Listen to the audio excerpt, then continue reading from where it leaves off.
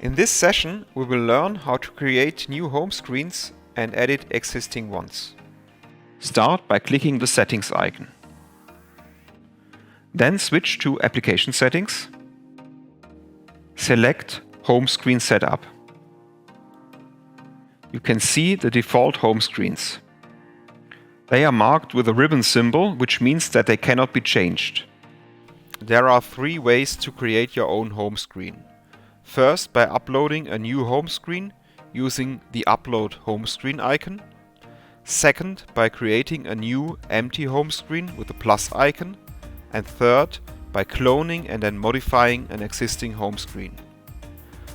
I will show now the third option.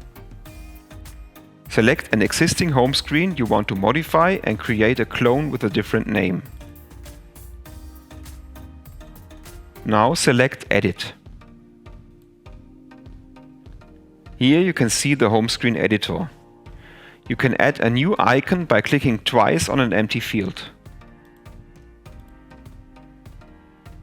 Now you can see the available categories. We will add an additional workflow icon.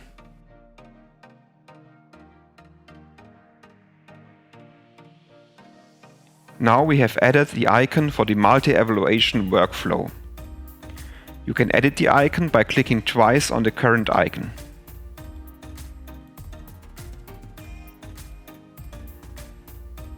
You can also change the description.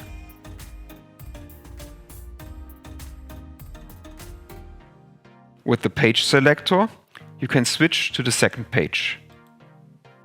When your changes are done, you can save your settings and close the editor.